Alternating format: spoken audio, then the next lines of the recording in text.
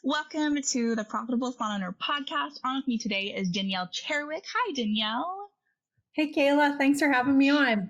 Yeah, thanks for being here. I'm really excited today. We're gonna be talking about like retail and expansion. Danielle has a killer salon, so let's start with you, Danielle. Tell me a little bit about yourself. Well, I am just, a salon owner, a second generation stylist, a mom of two boys, and I love to travel. So those are kind of the highlight reel. I love that. So you say you're second generation stylist. Does that mean like your mom was, or is that? Tell me about that. Yeah, my mom is a hairstylist and she was a salon owner as well. She Wow. didn't love being a salon owner as much as I do, that's for sure. And she is now a stylist in my salon, kind of semi-retired. So part-time babysitter for me, part-time stylist, our old school perm expert. Oh, I love that. Oh, does perms? That's so funny. I feel like you can't find many salons that do perms these days. So that's really cool. Do you and your mom get along? Like, is it a good relationship? Do you like having her in there? Well, that would take a full podcast, but we are really great now. For sure, working with your mom came with its challenges. It's funny, she owned a restaurant when I was in high school and I worked for her. And then now, when I opened a salon, she ended up relocating to where I live and she started working for me. So it's definitely, we've had a lot of dynamics in our relationship. And I would say that our relationship is very solid and has worked through a lot of things. That's good. Yeah, I can imagine with any relationship between parents and children, probably even you as a mom, I have a little boy too, and just there's ups and downs, and there's times when you're like, whew, this is hard, and there's times like, oh, I love you so much. So I totally get that. So that's really cool. So I don't know, you might have already said this. How long have you owned your salon? We just had our 10th year anniversary at our current location, but we were a small business in a smaller space for 3 years before that. And we kind of outgrew that. And when we moved into our bigger space, we rebranded. So salon owner for 13 years. My current business is 10 years now. Wow. It's crazy. I just celebrated my 10-year high school graduation. So you opened your salon when I graduated high school. That's really cool. I was only 21 when I opened my salon, so I'm actually not too far off. I'm only level 35. So I was a very young salon owner. Wow, that's really cool. I don't know if you like, I guess we see, working in the salon industry with salon owners, you see all sorts of different dynamics, different places, but that's really cool. 21 and open your own salon. Well, you had your mom who owned a salon, so you probably had a good example from that, or at least a place to start. So tell me about like, how many chairs do you have? How many stylists do you have? Do you run, you have like multiple services? Do you just do hair? Okay, so we are 3 locations and we just bought a school as well, which is a separate business. So 3 salon locations, 1 school. Between them all, there's about 46 of us. So I think that's around 38 stylists and then support team. And we are full, we do all hair services. We also do bridal, so a little bit of makeup, a little bit of brows, but we are primarily hair, all hair. We have a big enough team that we really encourage them to specialize. So we like perms. It's not so average, but we do have a few who do perms. Lots of blonding. Yeah, that's so cool. So tell me what inspired you to become a salon owner? I know you said that your mom was a salon owner, but like when did you know you wanted to own a salon? I think I went into hair school wanting to be a salon owner. Like I loved that. I love business and systems and all of that. I already shared my family had a restaurant when I was in high school, and I was like, can I do the schedule? Can I just do it? Like I liked the organization of that. I liked the inventory. I hate inventory now, but I liked inventory then. So I always loved those kinds of things. And then being in the industry, like I grew up in the industry, and my mom's like a hardcore hairstylist. Like it is her passion through and through for sure. So I definitely had a great example there. But what made me take action was I was actually a manager at a salon and I was demoted, which is kind of a long story. But essentially what happened was they didn't have a manager, and I was very young. I was like 20, and I told them like, I love it. Why don't you let me do that? And they didn't really have another choice, so they gave me the position. However, a salon had closed down, and they were hiring on their team, and the manager there had a lot more experience. They wanted to give her the position. And so they asked for me to kind of move over, and I wasn't really sure because, like I said, I really loved that position. So it kind of put me at a roadblock. They ended up retracting and saying they would love to keep me on. But by that time, I had actually connected with a salon owner who wanted to exit her business. And so I bought that, and that's kind of how the story started. That's so crazy. It's crazy how situations come up and then you meet a salon owner who wanted to, and just like the stars align, and then you've owned a salon for 13 years, and or the business for the 13 years. That's so crazy. So let's dive into some of the business, because you have, I know a lot of your story and the things that you've been successful at. So tell me about one of like the most effective like strategies in your business that have like specifically for like retail, because we're going to be talking a lot about like retail and expansion today. So tell me about like what strategies that you've had in regards to retail have been the most effective for your salon. Ooh, it's such a good question. Like, what is the real ninja moves? I think there's a few. One, when I became a salon owner, I was also an educator for a company. So I had a very education approach to selling. Of course, when you're educating for a brand, the ultimate goal is to move boxes, move boxes, move boxes. So it's very educational based selling. And I really adapted that into my business. Like, that is through a culture through and through. And so I think that that's a really great one, but also, my mom had been a part of a franchise salon that did a lot of retail, and she really talked a lot to me about the success of having a lot of retail on the shelf. Like, if there's not retail on the shelf, you can't sell anything. And so we do keep a big inventory. Wow. That's dangerous. So we say that with caution, because you need to manage that inventory very well. You wouldn't just say to everybody, like, stack them high and watch them buy. It's not that simple, but ultimately we do have a big inventory as well. Wow, that's crazy. So what's your RTS? What's your retail to service percentage?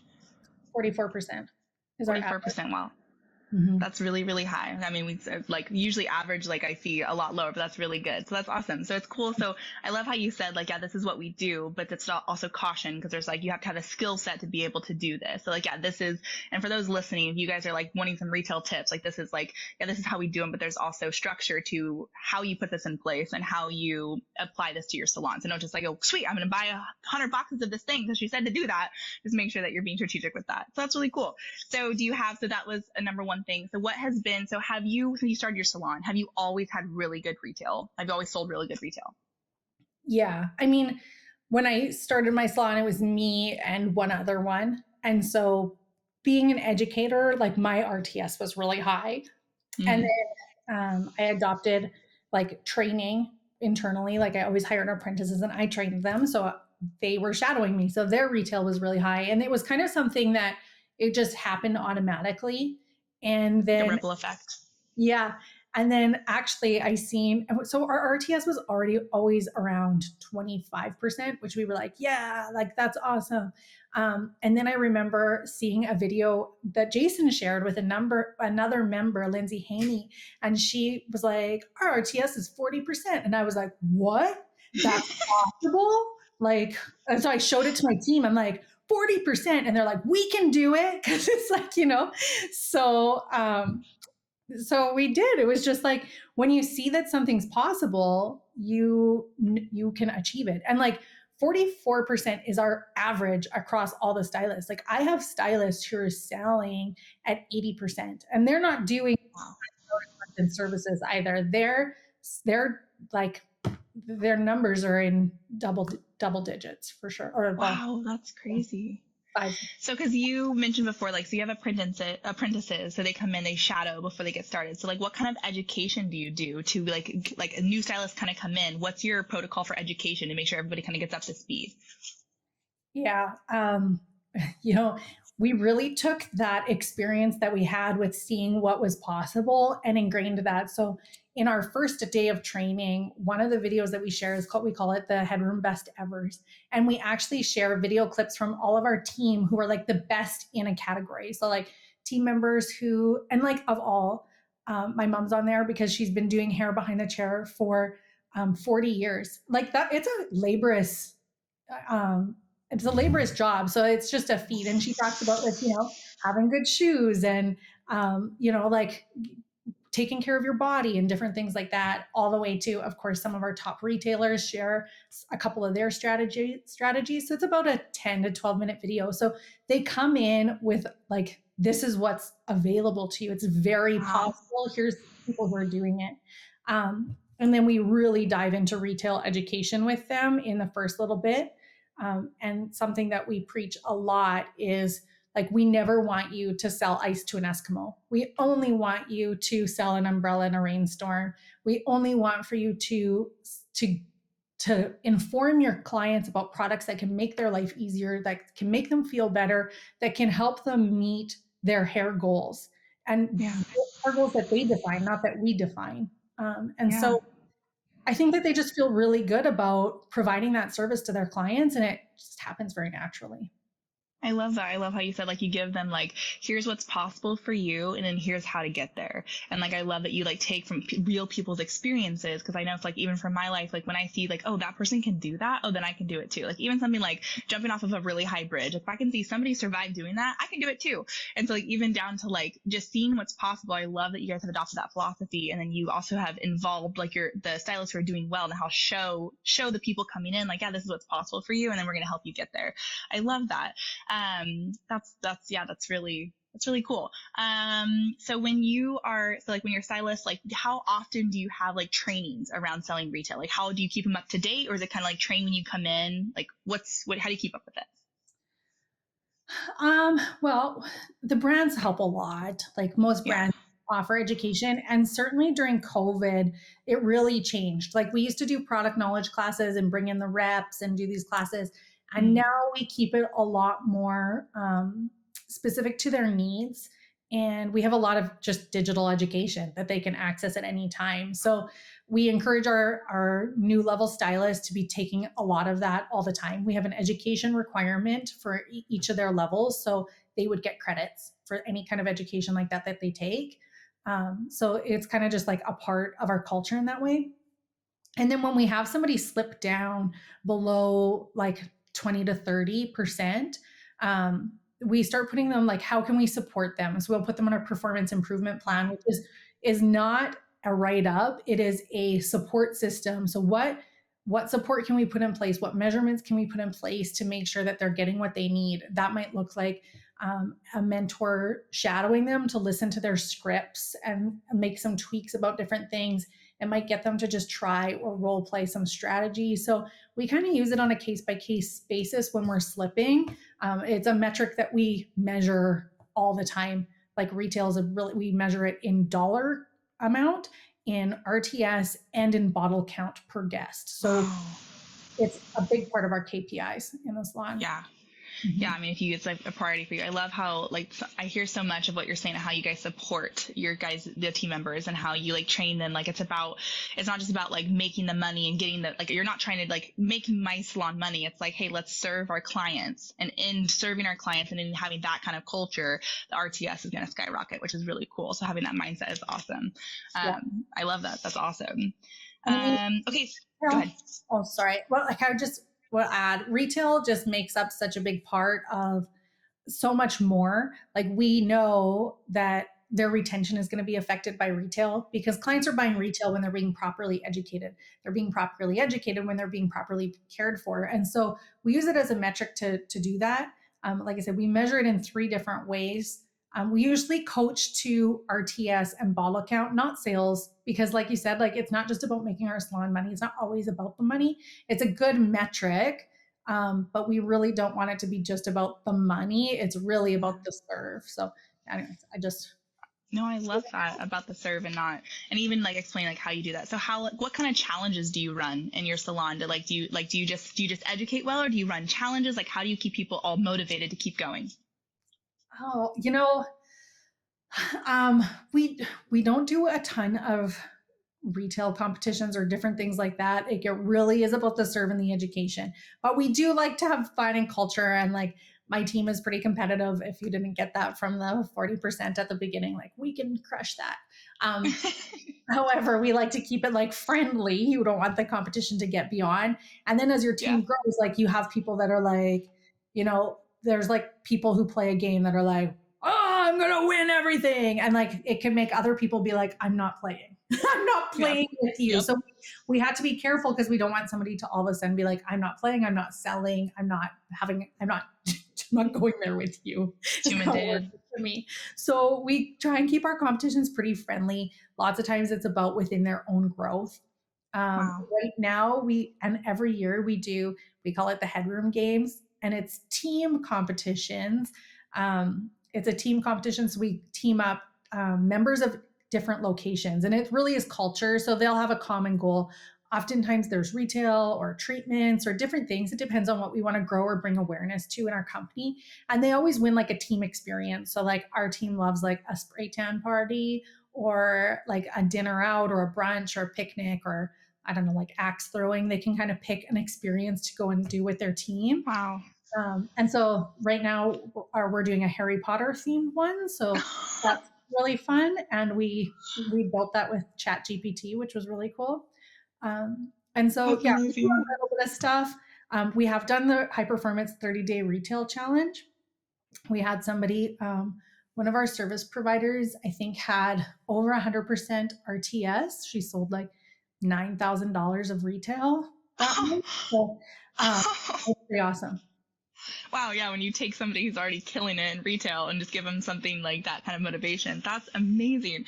Man, I'm kind of getting that we could talk about retail for the rest of this podcast. So we're going to take a commercial break, and we come back. We might continue talking about more retail because it was very fascinating.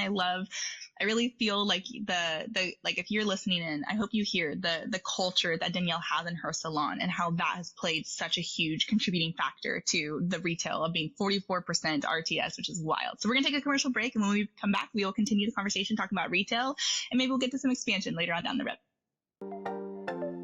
Hey HPSA listeners, let me ask you this. Are you tired of not knowing what your hair color is costing you on every appointment and watching it chew up your profit? Well, with Salon Scale, we take the guesswork out for you. Using a mobile app paired with a Bluetooth scale, Salon Scale will tell you exactly what your color is costing you on every bowl mix down to the gram. As you mix, Salon Scale will also digitally store your formulas and track how much product is being used in real time, so you can manage your inventory, cover your expenses, and generate more profit in your salon. Use promo code HPSA10 to get 10% off an annual subscription. Salon Scale, the new standard for mixing color. Welcome back to the Profitable Salon Owner podcast. Again, I have Danielle Cherewyk on with me. We've been talking about her salon and how she's crushing it with a 44% RTS. That's her average that she's been having, and just how some strategies that she's had and the culture that she brings to her salon to be able to achieve that number. And so now I want to talk with you, Danielle, about your expansion. You talked about 3 different salons that you have and you just opened a school or started a school. So that's really exciting. So tell me about what was it like opening, like when you had your first salon. Let's go back to your first open. Tell me about what it was like when you knew it was time to open a second salon. Oh gosh. How did we know? One of the biggest things that we found is that where we were at, we were starting to hit 80% capacity. And we found every time we would get to 80% capacity, we would dip back down. And we were like, what's going on here? What's happening? And then, to get to 80% capacity, we would have to spend some money, and then it would dip back down. So it was really hurting our bottom line. And so ultimately we were like, what's going on? Like, what are the pain points here? Why is this happening? And so after analyzing that, we really found that as we grow, as we were becoming a bigger team, and I think at that point we were around we kind of would hover between like 13 to 15 stylists plus some support staff. So around 18 people. We really made sure that our leadership was good. But ultimately, like they were getting squishy. We couldn't offer like as much flexibility around schedules, which we know right now is a super important thing in our industry, especially in a commission salon. And so that was hard. But then also we were at a level where we had set a standard with our guests of the experience that we wanted to provide, and it comes with a price. Having, Wow. the high-end amenities and different things like that, and just like anytime we would spend on those amenities or on those upgrades, and then our stylists wouldn't have the flexibility, and we'd get some overturn, and it was hurting us. So we decided, like, we either need to scale it back and go more boutique, or we need to grow it to create opportunity for people to have flexibility or the next level of their career path. And so we kind of talked to our team, like, is anybody interested in opportunity and growing more in leadership and doing that kind of stuff? Because I wasn't going to do it all by myself. And Yeah. there was a lot of interest there. And so I think that as a salon owner, it's our job to create jobs and to provide opportunity for our team. And so that, like, we're like, all right, we're doing it. And, and Wow. then all hell broke loose. So well, Love the that. next round of problems, but it was good. That was But what led us there. that's crazy. But then with that, like, yeah, it might have been really hard and taken a lot of process. But look at you now, the 3 locations. It was worth it for sure. How long was that process when you guys started opening your new, like when you decided to open a new one? How long was that process? Oh, I want to say, um, I think that I always wanted to grow my business. Like, that was, always in the back of my mind. Like, I thought big right from, applying for hair school. Um, and so I don't know where the thought originally started, but where we started taking action to, like, actually opening the doors, um, it probably was about 18 months. The first 6 months kind of looked more like, what does our current situation look like? Do we want to Yeah. stay in our lease here? We're in a leased space. Do we want to just expand because our neighboring space was available? So do we want to just expand and have one bigger location, or do we want to have two? And so ultimately, per square foot, having one or two was pretty similar. We can still share a lot of subscriptions. Like, we have one phone bill, we have one, Mm. all of those things. And then as far as utilities, it really, if we were expanding, they would have gone up. In a new location, they went up. And so we really figured, like, our expenses to open a second location is not going to make, or to expand, are going to be the same. But if we go into a different area, it expands our demographic. Whereas if we Ooh. expand where we are currently, now keep in mind, if we were one space, that might be like one sales desk person on. So there for sure is savings, but we just thought that the gain was bigger with the two Yeah. spots. Wow, that's really cool. It's a lot to decide and figure out. And I'm glad. So you're saying that before you guys even kind of decided, you spent a lot of time making sure you're making the right decision for what was going to work. Mhm.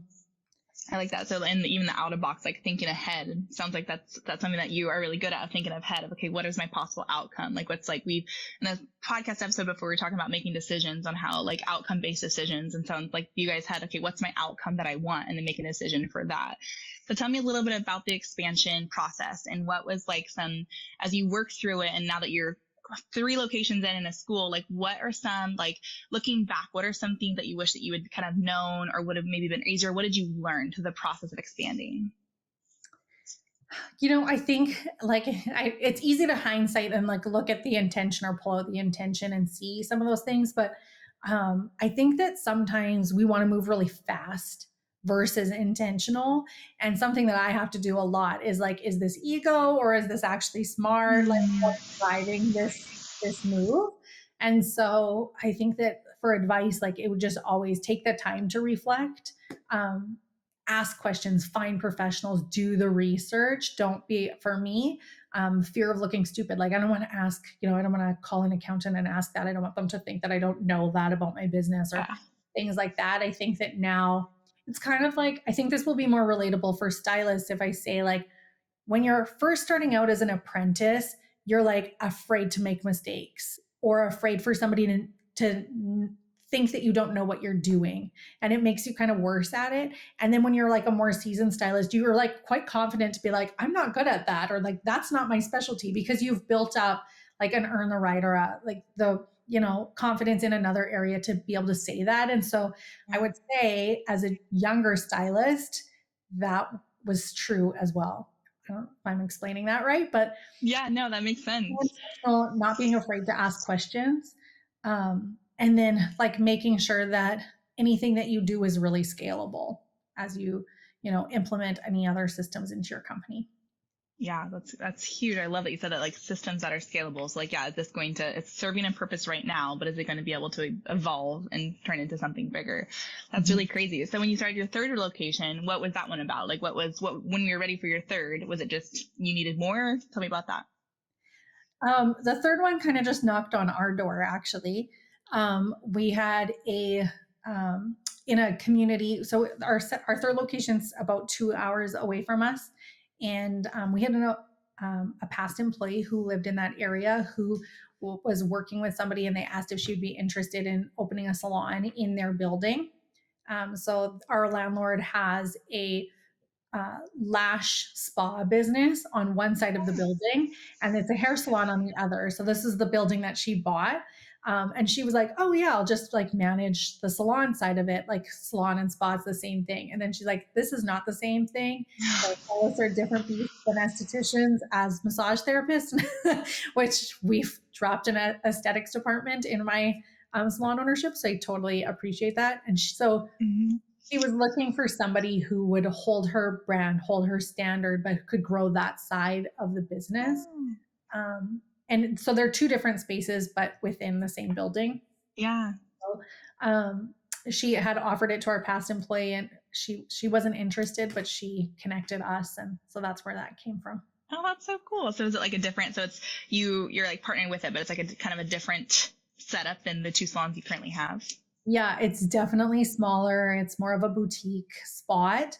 And so it's a really great way for us. And like, again, just being really intentional. We are in a pretty small community. We're about 80,000 with two locations Wow. already. So the thought of having a third location here is not really something that we're interested in right now. I can't say for the future, but it would Yeah. be a very far future. And so the opportunity for us that was really attractive was our system scale for two locations in the same city. Do they scale where they could be in a different city? Like, what opportunity can we provide?